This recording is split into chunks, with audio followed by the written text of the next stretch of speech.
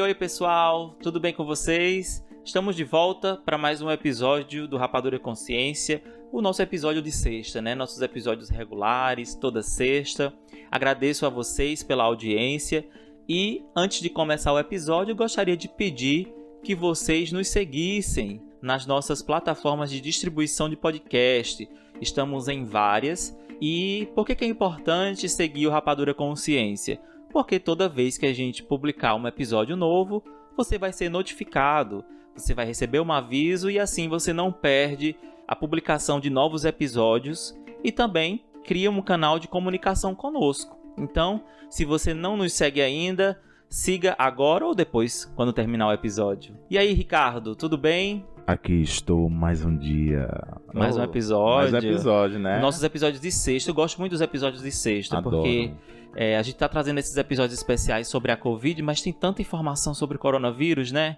A gente não pode deixar de trazer para informar. Existe uma parcela da população que nos escuta e que tem dado um retorno muito positivo sobre as informações do novo coronavírus, da Covid, apesar disso estar amplamente divulgado, né? Isso a gente traz nos episódios especiais, mas o episódio da sexta-feira é aquele momento que a gente se reúne para falar sobre outros temas, para trazer outras informações, não é isso, Elton? Oi pessoas, Elton aqui, hoje mais um dia, tô bem animado, o tema de hoje é bem relevante, bem interessante, eu gosto muito do tema, tô bem animado pro episódio de hoje. Fala pessoal, vamos embora em mais um tema de sexta-feira, um agradecimento especial àqueles que estão nos acompanhando nas quartas nos nossos episódios especiais, e pra gente sair um pouquinho do ramo da Covid-19, a gente vem com outros temas nas sexta-feiras, e hoje é um tema que é um pouco cabeludo, digamos assim, mas é um tema muito pertinente no Brasil, no país em que a gente vive, né? O tema de hoje, pessoal, é ninguém nasce racista, né? Então a gente vai abordar algumas coisas, né? Claro que o pouco tempo que a gente tem para gravar nosso podcast não dá para aprofundar muito, mas eu espero que os nossos ouvintes se interessem, se interem, entrem em contato conosco para que a gente possa, de fato, aprofundar mais num possível diálogo que a gente tenha nas nossas redes sociais. Né, meninos? Então vamos embora, vamos embarcar. É até um pouco dolorido falar embarcar no momento que a gente vai começar falando sobre o racismo. Para falar sobre o racismo no nosso país, é interessante que a gente conte um pouco a história da diáspora dos negros africanos até aportar em terras brasileiras, né? É importante que a gente comece abordando o continente africano como continente de fato e não apenas como o país, como muitas pessoas tentam diminuir a nossa mãe África, né? A África, ela é detentora de várias regiões, ainda não era dividida entre países, e sim como regiões. E a Europa como toda, conhecida como Velho Mundo, ela tinha um processo de mão de obra gigantesco e precisava de pessoas, precisava escravizar pessoas para que pudesse, por exemplo, fazer a plantação de cana-de-açúcar, a plantação de outras especiarias e assim um comércio internacional. O processo de invasão ao Brasil, né, é importante que a gente comece a nomear de fato o que aconteceu em nosso país e não como um processo de descoberta. O processo de invasão do nosso país, né, tem dois viés e duas informações importantes. A primeira informação é que, de fato, né, os europeus, os portugueses, eles erraram a rota para a Índia, por isso que os índios receberam esse nome. Mas outros historiadores, eles elucidam, né, que de fato eles sabiam dessa rota e havia sim um processo, né, havia sim um planejamento de invasão em terras tupiniquins, né, o Pindorama, como os tupiniquins chamavam o Brasil. Nesse sentido, o Brasil formado por milhões, né, de povos indígenas, né, eles foram os primeiros povos a serem escravizados pelos portugueses, né, pelos lusitanos. Mas, ao mesmo tempo, por conhecerem aquelas terras, era muito comum as vias de rotas dos indígenas, as rotas de fugas dos indígenas. Então, para os portugueses, era difícil conseguir capturar esses indígenas novamente, apesar de milhares terem aí morrido nesse processo de invasão ao nosso país. É interessante, Ricardo, em 2016 eu estive em Portugal. E uma coisa que me chamou a atenção, em Lisboa, por exemplo, aparentemente os portugueses se orgulham muito desse processo de colonização, disso que eles fizeram, por exemplo, com o Brasil. Então, eu estive no museu em Lisboa e o museu ele é basicamente quase que todo construído em cima dessa história de colonização Tem uma praça que se chama Padrão dos Descobrimentos. É uma praça bem ampla. Tem um monumento que remete à figura do homem português como desbravador, como aventureiro nessa iniciativa de, entre aspas, descobrir novos mundos. E no chão da praça tem o mapa mundi, todos os continentes, e cada país qual eles estiveram tem uma estrelinha e o ano, né, mostrando a data que eles estiveram ali, que aparentemente eles descobriram, né, aquele território. Então, essa foi a impressão que eu tive. Não significa dizer que é importante deixar isso claro, mas como um turista brasileiro em Portugal, em 2016, foi essa a impressão que eu tive quando eu cheguei lá e vi esses achados, museu e tudo mais. É muito comum os museus dos países colonizadores da Europa repletos de monumentos, de fato, da África, das Américas e de outros continentes nos quais esses países eles colonizaram. O que acontece? Né? Você tem aqui a chegada ao nosso país, essa invasão ao Pindorama, e aí precisa-se de mão de obra, e essa mão de obra ela deve ser oriunda de países africanos, e esses países africanos, eles divididos em regiões, os negros, claro, obviamente, eles se combatiam também, porque há alguns processos de formação dessas regiões, formação de territórios e ganho desses territórios. Então os portugueses, eles perceberam o seguinte, que alguns negros, ao perderem determinadas batalhas, eles eram escravizados também. Assim como acontecia na Grécia, por exemplo. Então, o que acontece? Eu tenho um poder bélico que eu vou oferecer para esses povos africanos numa tentativa de que eles capturem outros negros para que eu leve para os países nas quais eu quero colonizar. Então, isso aconteceu bastante. Então, os navios negreiros, né, que eu fico imaginando, né, os ancestrais, os antepassados naqueles navios, né, e de fato é uma coisa assustadora, né, a única saída para alguns deles era o suicídio, né, era se lançar ao mar porque eles não queriam viver como homens escravizados, né. Falando em nomeação, né, a gente não deve citar os negros como os escravos, e sim como pessoas escravizadas. É importante que a gente comece a trabalhar e a nomear essas coisas. Então, trazendo essa diáspora aqui para o nosso Brasil, a gente tem a formação de povos, né? A gente tem formação que durou anos, né? Esse processo de escravidão, e de repente uma mão branca assina a Lei Áurea. Mas antes da Lei Áurea, né, o Vanderlan pode falar aí sobre algumas leis que foram introduzidas naquele momento de Brasil, onde os povos eram escravizados.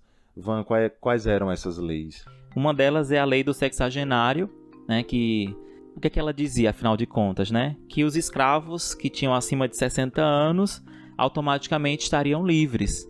Mas o mais interessante desse aspecto é notar que nessa época a expectativa de vida não ultrapassava 40 anos.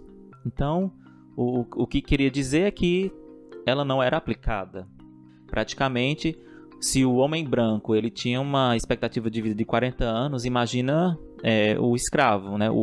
A pessoa escravizada. Então, era algo que não funcionava bem na prática. Você tinha cargas horárias de trabalho extremamente agressivas com essas pessoas, e então a expectativa de vida de homens e mulheres que foram escravizados, né? Desumanas, né?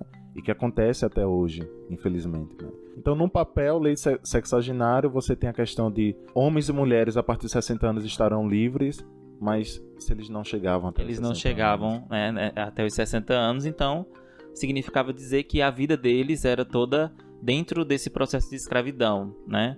E outra lei interessante é a lei do ventre livre, que determinava que alguns negros que nascessem dentro do processo poderia se tornar livre. Seria dado aí a essas pessoas a, entre aspas, liberdade, né? Mas que também não acontecia bem isso na prática. Armadilha, né? Na prática, imagina, qual é a criança recém-nascida que vai tornar-se livre uma vez que sua mãe é escrava? É uma pessoa escravizada. Então, era apenas mais uma questão que o Brasil tentava mostrar para o mundo, né? Principalmente para a Inglaterra, o seu principal ganho econômico daquela época. Eram leis que tentavam mostrar para os países europeus que o Brasil estava ali tentando abolir a escravidão num país. Eu vejo como uma forma de mascarar mesmo. O que eu consigo notar, isso é uma percepção bem pessoal, é que são medidas que tentam transparecer, né, uma falsa defesa à liberdade, um não apoio à escravidão, mas que, na verdade, o objetivo principal de tudo isso era manter o sistema como estava, era manter pessoas negras sendo escravizadas e atribuindo a essas pessoas um trabalho desumano, como era feito, e muitas vezes a gente ainda encontra isso hoje. Bem como o Ricardo pontuou, a questão da abolição por uma pessoa branca, né? Então, até que ponto esse processo de abolição ele foi um processo de libertação, ele foi um processo que deu direitos.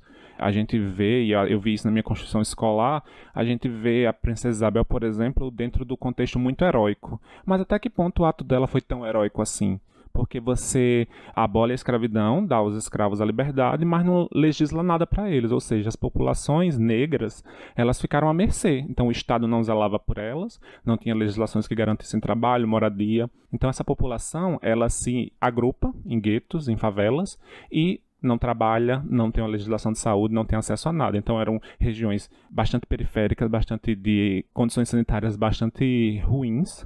Então, até que ponto o processo de abolição ele foi um processo que foi altamente benéfico para os negros? Como a gente aprende no contexto escolar, foi um ato importante? Foi, mas ele também trouxe muitos prejuízos às pessoas negras. Então, é importante ressaltar também essa questão dessa troca de mão de obra que houve. Porque, por exemplo, quando foi para trocar a indígena por os negros tiveram que ser escravizados, não tinham direito alguns. Quando foi a troca dos negros, você tira a mão de obra negra e vai substituir ela pela mão de obra branca de imigrantes, que foi a época que vieram muitos imigrantes para o Brasil, os europeus. E era interessante porque, para os imigrantes brancos que vinham da Europa, eles vinham com um processo de possível crescimento. Então, o que era vendido para os países europeus era que o Brasil era uma terra próspera, que eles iam enricar, iam prosperar aqui no país. Então, você vê que até esse processo ele é um processo que segrega, ele é um processo que separa. Ou seja, quando foi a vez de trocar mão de obra por uma mão de obra branca, então se deu oportunidade, se viu possibilidade de crescimento. E quando foi com a negra foi o contrário. Boa, Elton. Uma coisa aí importante para a gente desconstruir, né?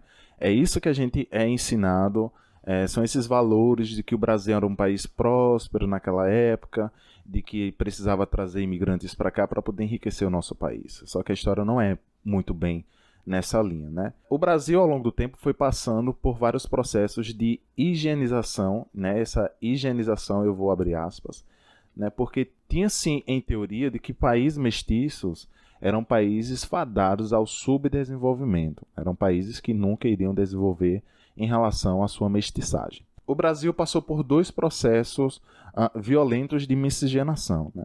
O primeiro processo foi o processo em que as negras escravizadas eram constantemente estupradas pelos seus senhores e muitas vezes assistidas por suas senhoras brancas. É importante que saibamos disso.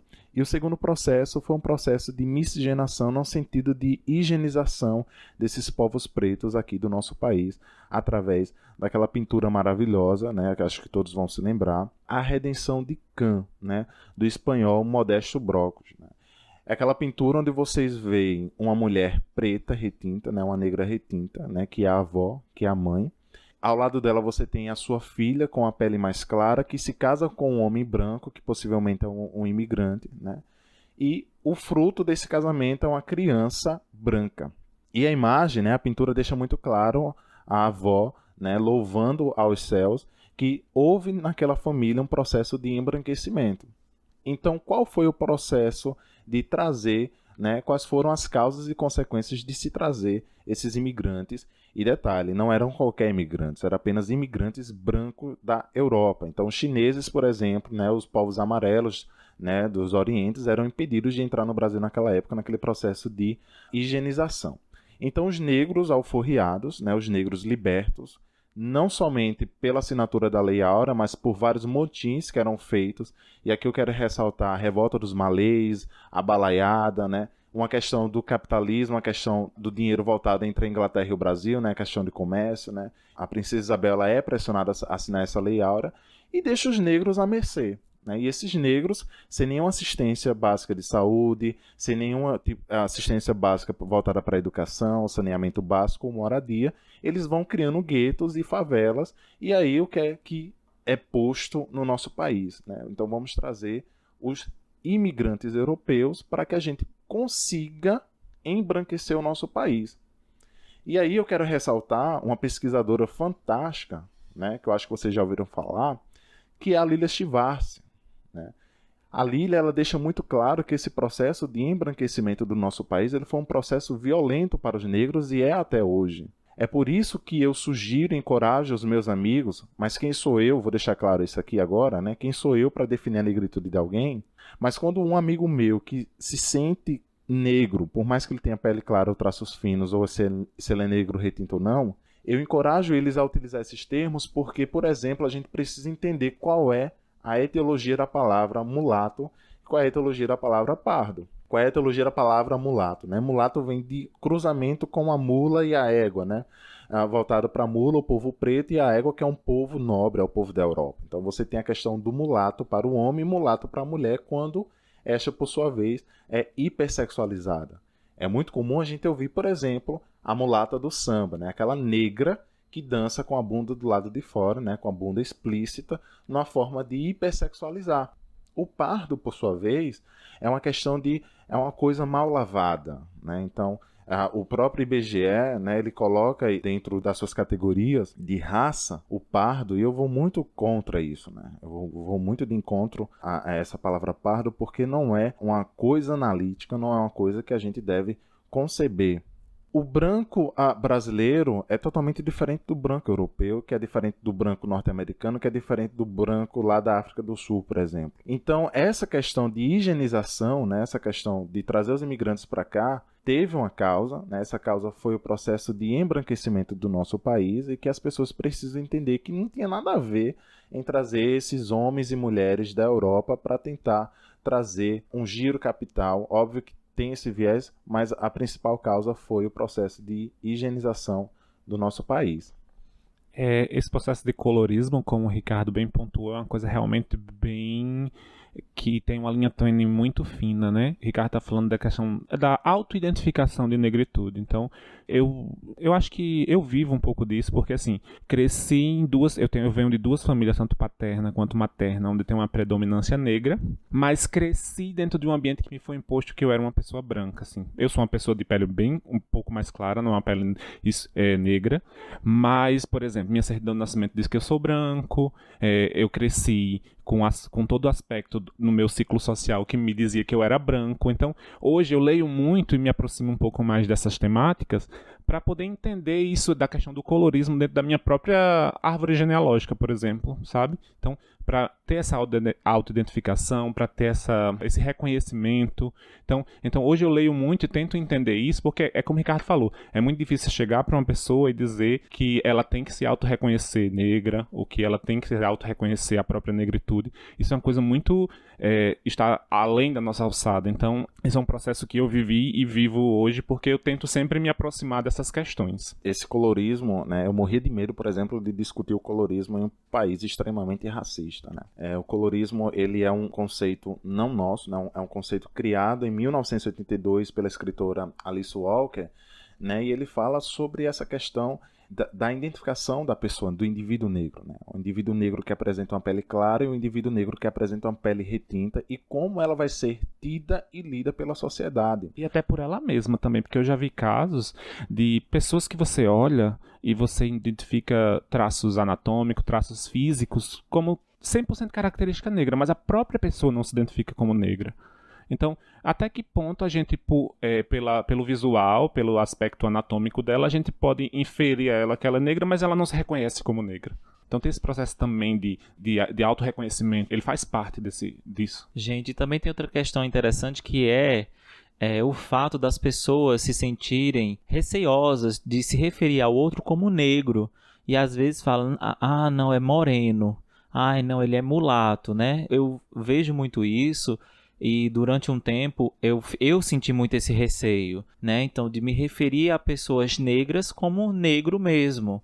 Eu preferia olhar para um negro e eu me sentia mais à vontade em dizer que, olha aquele moreno, ele é moreno, né? Mas na verdade, eu entendo que isso se deu por questões sociais, questões familiares, até mesmo porque a questão racial não era nada muito discutido, nem na família, nem nas escolas, né? Então, eu não tenho muitas lembranças da educação básica, né? Já no ensino médio eu tenho mais recente, eu tenho recordações mais vivas, né? Mas de aprender isso na escola também.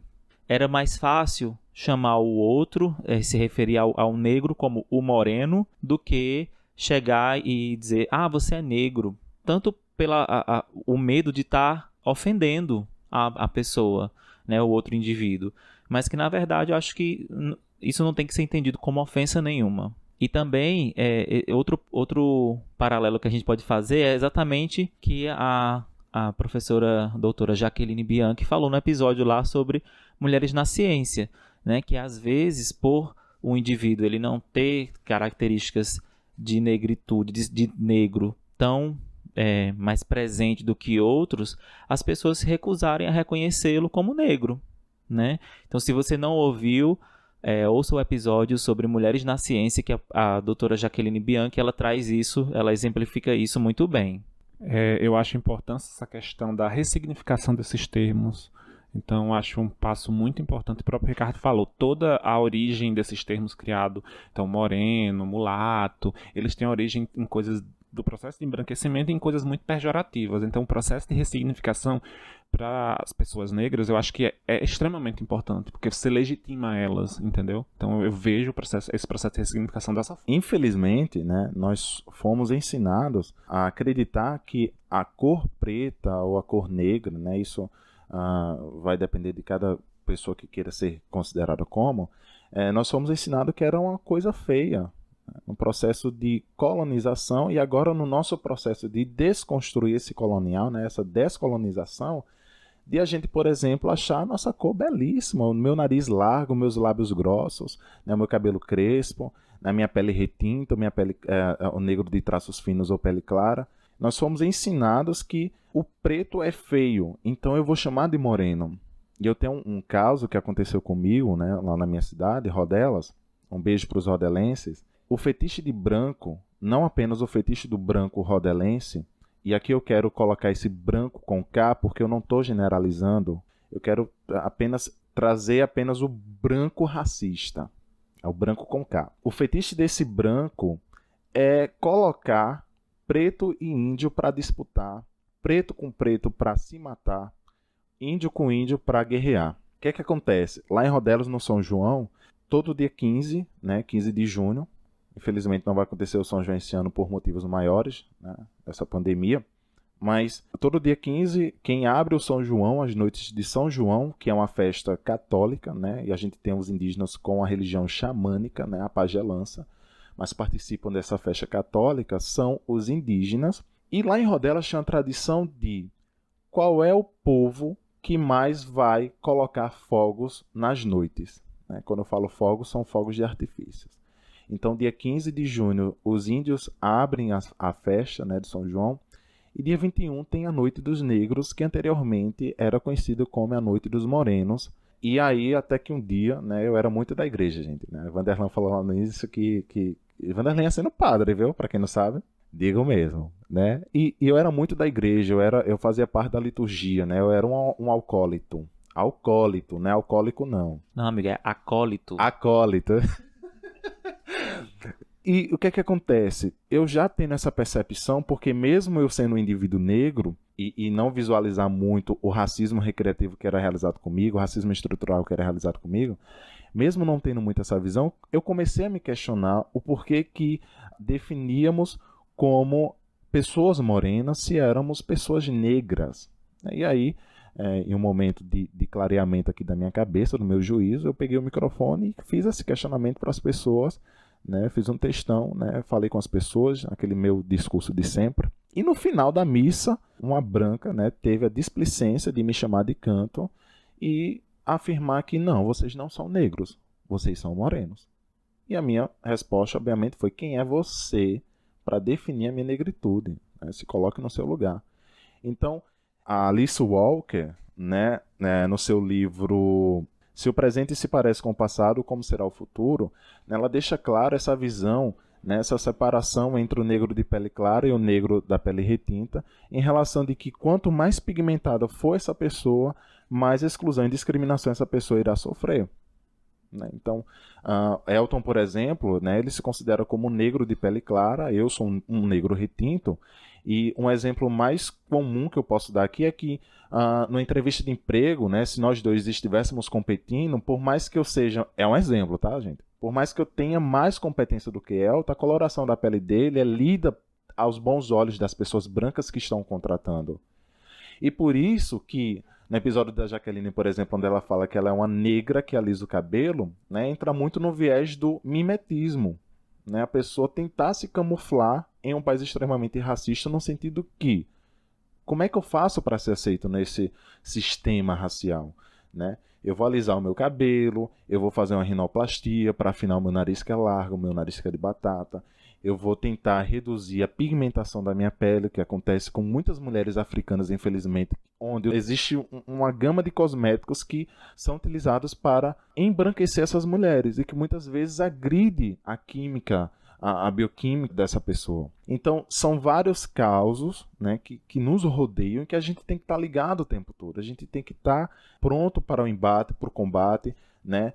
Eu gosto muito de conversar com os meus amigos ou de conversar com aqueles que não são os meus amigos em relação ao que é um racismo estrutural, recreativo. E, gente, a gente está falando de racismo, mas é importante que a gente não minimize apenas para o negro, né? Você tem racismo com pessoas indígenas, você tem racismo com pessoas judias, você tem racismo com pessoas de pele amarela, né? Os orientais.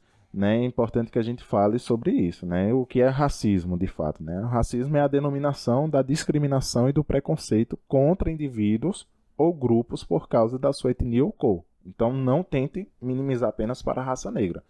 Eu estou evidenciando aqui a raça negra porque eu sou negro. Né? Então, estou trazendo aqui a evidência. Então, é muito comum eu conversar com os meus amigos e ou conhecidos sobre o fator de desconstrução. E, recentemente, tomei um soco no estômago, que foi... Nesses meus 26 anos, né, de vida, esse foi uma das coisas mais terríveis que me aconteceram. E por mais que a gente tente andar com a cabeça erguida, a gente leva resquícios dessas porradas que a gente toma. E eu me senti de mãos atadas no momento que eu vi esse tipo de racismo recreativo que aconteceu comigo. Né? O que é o racismo recreativo? Eu vou definir citando um exemplo. Não quero citar nomes para evitar qualquer debate jurídico. Mas eu ouvi da boca de um branco que ele fez a seguinte pergunta, né? Por que na África não tem vidente? E a resposta é que negro não tem futuro. Então ele tentou tornar o racismo como piada, né? E é isso, né? Ó o negrão, o negão que tem a rola maior de todas, ó o japonês que tem a rola menor. São esses tipos de discursos que se encabeçam, né, por pessoas totalmente alheias ao que as discussões, né, que se tornam aí, muitas vezes, o racismo recreativo que você trata como brincadeira na forma de camuflar que você é um criminoso. E aí eu lanço até uma pergunta, né?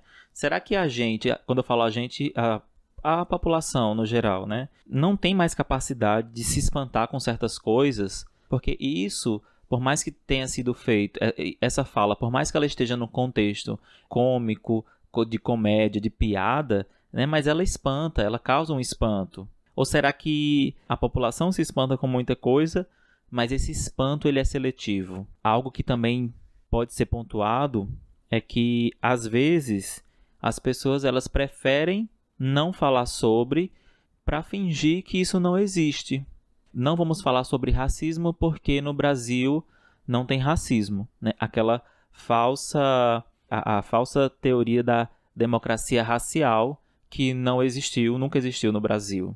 Recentemente a gente vê, claro, que algumas iniciativas mais claras tentando corrigir isso. Mas se a gente colocar numa linha temporal, isso é muito curto, ainda é muito pequeno. Que existe um certo momento onde as pessoas elas preferem não falar sobre racismo para tentar trazer aquela imagem de que isso não existe. O Brasil ele é um país de quê? É o país da diversidade. racismo no Brasil? Não, de jeito nenhum. Mas tem, e como tem. Um tópico importante que eu acho que é recente também e que é muito discutido é a relação meritocracia versus raça.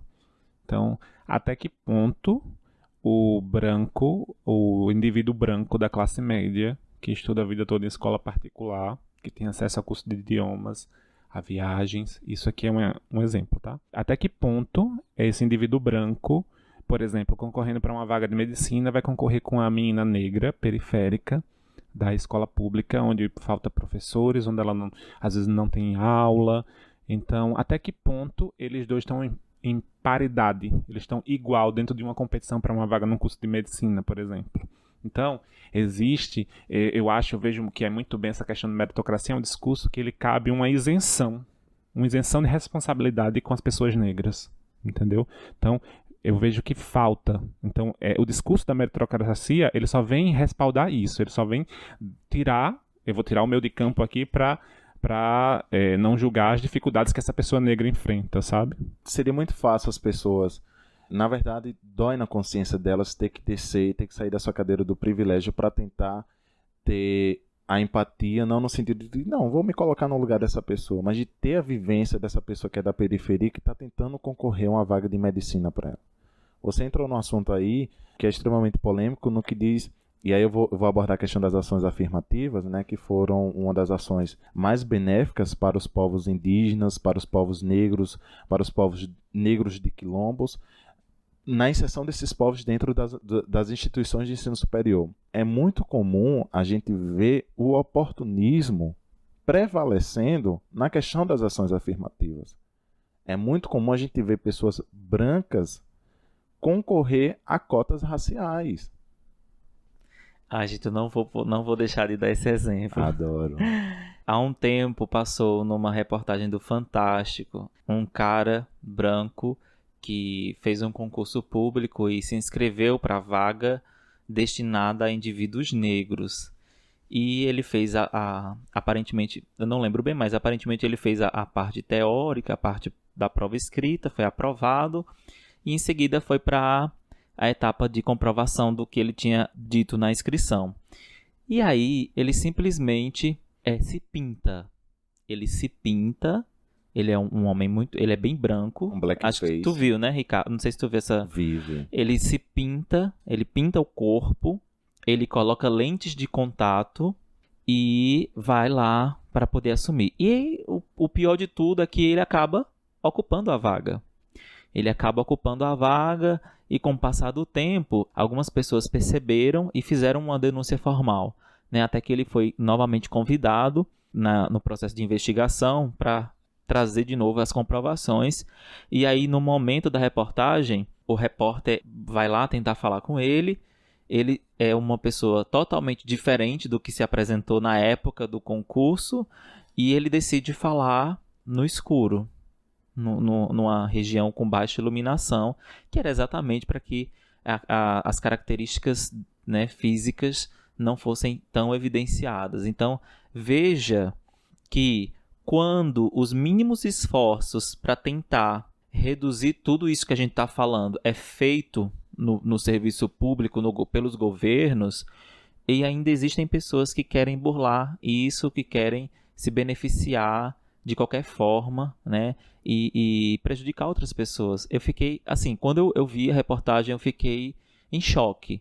Como é que uma pessoa ela tem a capacidade de se pintar, de pintar a pele e a se afirmar negro, né, com o objetivo de ocupar um cargo público de, sei lá, seja qual for o objetivo, seja ocupar um cargo público, seja qualquer coisa, né? E outra experiência que a gente vivenciou, Ricardo, foi no Carnaval de 2019, eu acho. Foi, né? Ano passado. Ano passado a gente estava em Olinda e todo mundo sabe que o Carnaval de Recife e Olinda é um carnaval de rua muito característico porque as pessoas elas se fantasiam, elas vão pra rua fantasiadas e a gente se deparou com a nega maluca. A nega maluca.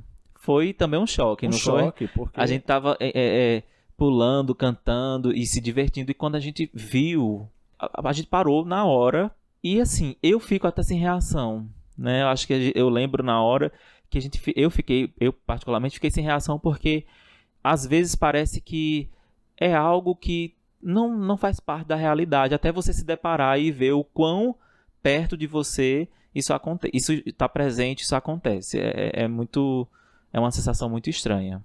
Isso só mostra o quanto essa sociedade ela é doente. Veja, uma pessoa que se pinta ao ponto de usurpar a vaga de uma pessoa que de fato é negra, apenas para ter o direito de trabalho. Ele tem esse direito de trabalho, mas por outros caminhos. Ele não precisa utilizar-se do blackface ou oportunismo em relação às ações afirmativas. Isso é muito negativo. A sociedade negra brasileira, né, é muito comum a gente ouvir, por exemplo, homens, principalmente jovens, né, a juventude negra, ela é alvo da polícia, né, alvo do racismo institucional. Esse racismo institucional que é um termo definido aí pelos Panteras Negras, né, os dois, né, o Stokely Carmichael e o Charles Hamilton em 1967, né, que ele vai abordar basicamente isso, né, como as instituições têm ceifado a vida das pessoas negras, né. E ontem eu estava assistindo um debate muito importante para a minha vida, e eu até indico para vocês, né, essas palestras que o TED promove para as pessoas, e eu fui assistir o debate da Kimberlé Crenshaw, né, a Kimberlé Crenshaw que é jurista e ela que é dona, quando eu falo dona aí eu vou colocar uma aspas, da metodologia da interseccionalidade. E ela começa a sua palestra pedindo para que pessoas, né, toda a plateia se levante, e ela começa a citar nomes de homens negros que foram mortos pela polícia norte-americana, né, e a maioria permaneceu em pé. Né, só poderia sentar aquelas pessoas que não conheço esses nomes. E quando ela começou a falar nome de mulheres negras que foram mortas pela polícia norte-americana, as pessoas começaram a sentar em massa, ou seja, ninguém conhecia as histórias dessas mulheres. Então, o feminismo negro, né, dentro do movimento negro em si, ele é muito forte. Né, e eu aplaudo, assim, essas mulheres, né, guerreiras, sobretudo começando pela Lélia Gonzalez, que eu tenho um apreço enorme, que eu conheço a cada dia a história dessa mineira retada, né, brasileira, que acho que foi a primeira negra de fato, dentro de uma instituição de ensino superior, a trazer discursos sobre o combate ao racismo. A Lélia Gonzalez, ela incentivou, por exemplo, discursos de Angela Davis, que é conhecidíssima no mundo. Voltando para Kimberlé Crenshaw, né, essa metodologia da interseccionalidade, né, ela diz muito a respeito sobre essas mulheres negras que é lida na sociedade como mulheres negras e não apenas como mulheres, por exemplo. Eu vou citar um exemplo aqui, bem dentro do nosso contexto, né? Eu, enquanto homem, negro, homossexual e nordestino. Vejam, são 3 estradas. Né? São 3 estradas que se cruzam no Nagô. Né? Então você tem o homossexual, você tem o nordestino e você tem o negro. Então não tem como dissociar isso de mim. Né? Essa metodologia ela é muito bem explicada por essa jurista, mas eu prefiro aceitar e acatar as ideias da Carla Cotirene, por exemplo. Ela consegue definir muito bem essas intersecções que acontecem em nossas vidas, né? De uma mulher preta, nordestina e trabalhadora, que é um outro tipo de interseccionalidade. E aí você joga, por exemplo, a faixa etária, você joga raça, gênero, você joga a classe trabalhista ou não. Nesse sentido. Gente, são muitas questões, são muitas camadas, eu peço perdão para os nossos ouvintes, eu peço perdão para os meus, se por acaso eu estou esquecendo de falar alguma coisa, porque de fato é um assunto que é muito amplo, né? É um assunto que é muito amplo. E que com certeza esse assunto ele não vai se esgotar nesse episódio. Esse assunto ele vai retornar possivelmente dentro de outros contextos ou em outros episódios que a gente vai voltar a falar especificamente sobre isso. É importante a gente ter esse entendimento de que é necessário falar sobre isso, falar de forma séria e que as pessoas assumam a responsabilidade, né, dessas informações. São informações muito, muito valiosas e eu hoje estou aprendendo bastante aqui com você, Ricardo. Tenho certeza que o pessoal de casa também. Que maravilha. Espero que as pessoas elas se interessem mais pelo assunto e venham ao nosso encontro nas redes sociais. Eu só queria finalizar aqui a minha abordagem em relação ao racismo, né, falando um pouco da pessoa que me fez ascender sobre as questões políticas para o meu povo. Né. A pessoa que me influenciou bastante, né, na forma nagô combativo de ser em relação ao racismo, né, e em relação a ser antirracista foi a filósofa Djamila Ribeiro. Um beijo, vai que ela escuta, né, o nosso podcast. Um beijo para você, Djamila. No seu livro, O Lugar de Fala, né, ela acendeu uma luz aqui na minha cabeça no sentido de que qual é o meu local de fala em determinadas situações, em determinados âmbitos sociais. E as pessoas, infelizmente, confundem muito que o lugar de fala ela impede algumas pessoas de abordarem algumas discussões onde, por exemplo, um hétero não pode falar sobre homofobia porque ele não passa por isso. Claro que sim. Os meus amigos héteros podem e devem falar sobre a homofobia, mas no local de fala dele, no local onde ele está inserido. Qual é o seu papel enquanto hétero em relação à homofobia que acontece com o seu amigo ou com outra pessoa desconhecida que você vê na rua e está ali sofrendo, infelizmente, uma violência em relação à sua sexualidade. Então, se pergunte qual é o meu papel enquanto a pessoa hétero em relação à discussão sobre homofobia. Qual é o meu papel enquanto pessoa branca, esse branca com C, tá? Qual é o meu papel enquanto pessoa branca em relação ao discurso sobre o racismo? Então é importante que a gente fale e aborde sobre isso. E a Djamila Ribeiro, ela traz essa luz importantíssima. E por que a Djamila Ribeiro fala sobre isso? Mais uma vez, o feminismo negro trazido em evidência.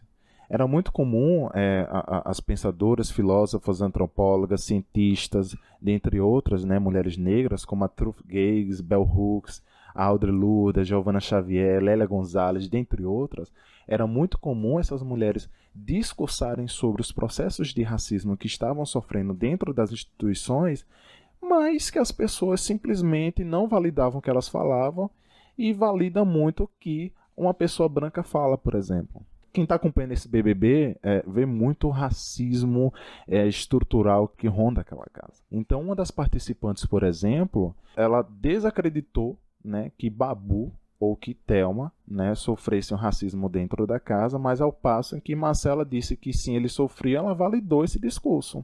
Então é muito comum que as pessoas negras, né, no seu local de fala e representatividade, elas sejam descredenciadas por pessoas brancas e que não têm essa vivência. É por isso que, mais uma vez, existe um diálogo entre a Grada Quilomba, por exemplo, e Grada Quilomba traz uma pirâmide maravilhosa, que é uma pirâmide social, né, que é uma pirâmide hierárquica, onde você tem o homem branco, a mulher branca, o homem negro, e lá no finalzinho você tem a mulher negra. Ou seja, a mulher negra é sempre o outro do outro, né? Então são várias questões que a gente tenta trazer aqui em poucos minutos, né? Mais uma vez eu peço desculpa se eu esqueci de abordar uma outra situação, mas essa conversa, como o Van já deixou aqui claro, ela não termina aqui, né? Siga nas nossas redes sociais. Não esqueça de se inscrever nas nossas plataformas digitais. Uma vez se inscrevendo, você já recebe. Eita, o Rapadura Consciência já publicou um episódio novo. Gente, então, o racismo ainda é um assunto muito ignorado, com pouca visibilidade, cercado de dúvidas, de silenciamento. Então, eu acho importante e cada vez mais a gente exaltar e discutir as questões dos status, tanto de privilégio quanto de poder, das pessoas negras. Que, se a gente for ver os dados, o IBGE disse, pelo último censo, que equivale a 54% da população brasileira. Então, é muita gente e essas pessoas precisam de representações, precisam de poder e de status. E aí, para finalizar, como passa rápido? Demais. Eu tô aqui, a língua coçando, como diz minha mãe. A língua tá coçando, né? A língua tá coçando para falar mais, mas infelizmente... Para finalizar, eu gostaria de deixar um questionamento, uma pergunta. Muitos dos nossos ouvintes também são pós-graduandos, são pessoas que trabalham diretamente com ciência experimental, vamos dizer assim, ou, enfim, cada um na sua área, com a sua forma de trabalhar. Eu queria deixar a seguinte pergunta: quantas pessoas negras tem no seu laboratório? Né? Quantas pessoas negras tem no seu local de trabalho, na sua instituição de pesquisa, no seu grupo de pesquisa? E vale lembrar, gente, que como o próprio título do nosso episódio, ninguém nasce racista, ou seja, ser racista não é um ato nato, você não nasce com isso, você adquire isso. Então, vamos se desconstruir, vamos quebrar isso e vamos melhorar, né? Alongando essa pergunta de Ivan, além de você se questionar quantas pessoas tem no seu laboratório, quantos professores negros, agora faça essa mesma pergunta da seguinte forma: quantas pessoas negras tem nos serviços gerais, nos serviços sociais, fazendo a limpeza, servindo um cafezinho? Vale ressaltar que é um trabalho digno, mas se questione por que essas pessoas, estão nesse trabalho também. Infelizmente, o racismo é estrutural, estruturante e naturalizado, e se ele é naturalizado, ele é perpetuado. E o nosso dever é desconstruir essa lástima, desconstruir essa doença. E é isso, pessoal. A gente vai ficando por aqui. Foi um papo muito legal. Às vezes a gente tem que ouvir mais para aprender. Acho que hoje essa foi a minha experiência. Fiquei muito feliz com o episódio de hoje. E convido vocês para quarta-feira que vem, nosso próximo episódio especial sobre o coronavírus e a Covid-19. E na sexta-feira, o episódio regular. Gente, obrigado pela audiência, obrigado por nos acompanhar, por estarem sempre conosco. Como sempre, não abandona a gente, tá? Por favor, então segue nas nossas redes sociais, nas plataformas que você nos ouve. Estamos aí. Brigadão. E beijinho! Tchau, gente. Tchau. Beijo, viu? Até o próximo episódio.